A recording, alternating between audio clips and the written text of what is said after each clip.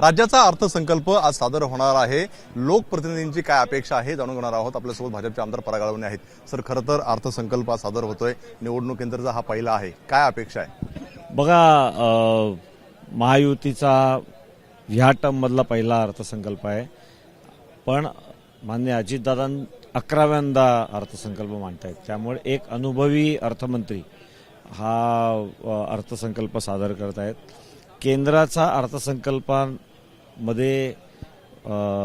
लोकांना खूप समाधान वाटावं अशा पद्धतीचा अर्थसंकल्प होता आणि त्यामुळे निश्चितपणे एक लोकप्रतिनिधी म्हणून महाराष्ट्राच्या अर्थसंकल्पामध्ये सुद्धा महाराष्ट्राचा विकास आणखीन पुढे कसा होईल त्यासाठीच्या तरतुदी आणि महाराष्ट्राच्या नागरिकांना आणखीन काय मिळेल याची उत्सुकता निश्चितपणे आहे।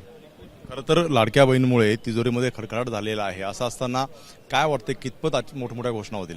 नाही, मला वाटतं की लाडकी बहीण योजना घोषित करतानाच या सगळ्यावर भरपूर उहापोह झाला आणि खडखडाट असा शब्द वापरणं ठीक होणार नाही, कारण महाराष्ट्राची आर्थिक स्थिती मजबूत आहे आणि ज्या पद्धतीने आत्ता दावोसला सुद्धा ज्या ॲग्रीमेंट झाल्या त्या सगळ्यातून मोठ्या प्रमाणावर आपल्याकडे उद्योग येत आहेत, मोठ्या प्रमाणावर रोजगार निर्माण होणार आहेत आणि या सगळ्यातून आर्थिक स्थिती महाराष्ट्राची ही मजबूत होणार आहे आणि त्यामुळे लाडक्या बहिणींना काहीतरी दिल्यामुळे तिजोरीमध्ये खडखडाट होईल एवढा कमजोर महाराष्ट्र नाही। त्यामुळे अजिबात मला त्यात काही अडचण वाटत नाही। लाडक्या बहिणींनाही न्याय मिळेल आणि महाराष्ट्राच्या विकासाच्या दृष्टीने सुद्धा भरीव तरतुदी होतील। तर निवडणूक काळामध्ये 1500 वरून 2100 रुपये लाडक्या बहिणींना करणार अशा प्रकारची घोषणा केली होती, इतरही घोषणा केल्या होत्या, पूर्ण होतील आज? मला वाटतं हे सांगायचा अधिकार अर्थमंत्र्यांचा आहे। मी त्यावर सत्ताधारी आमदार आहात? नाही, तो अधिकार त्यांचा आहे ना।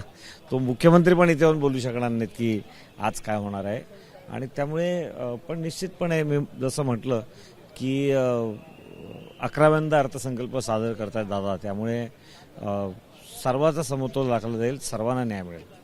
तर तुम्ही मुंबईचं प्रतिनिधित्व करता, काय अपेक्षा आहेत अर्थसंकल्पातून?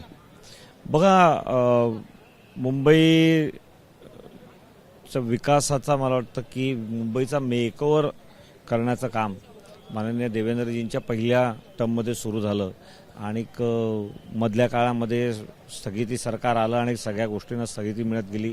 त्यामुळे जे प्रकल्प पूर्ण व्हायला पाहिजे होता आत्तापर्यंत ते होऊ शकलेले नाहीत, तर त्यांना गती देण्याचं पुन्हा एकदा काम देवेंद्रजींनी सुरू केलेलं आहे। त्याला गती मिळो ही सर्वात पहिली इच्छा आहे आणि वाढवण बंदरानंतर सगळ्या MMR रिजनला एक वेगळाच महत्त्व प्राप्त होणार आहे।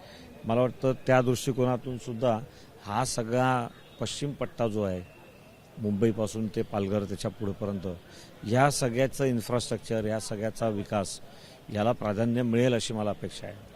पाहतोय आपण आज अर्थसंकल्प आहे आणि मुंबईमध्ये जे काही रखडलेले प्रकल्प होते ज्यांना स्थगिती दिली होती ते पूर्ण होतील अशी अपेक्षा जी आहे ते सत्ताधारी आमदार पराग आळवणे यांनी केली पाहायला मिळते। कॅमेरामन अजित सराजसुने, एबीपी माझा, मुंबई। एबीपी माझा, उघडा डोळे बघा नीट।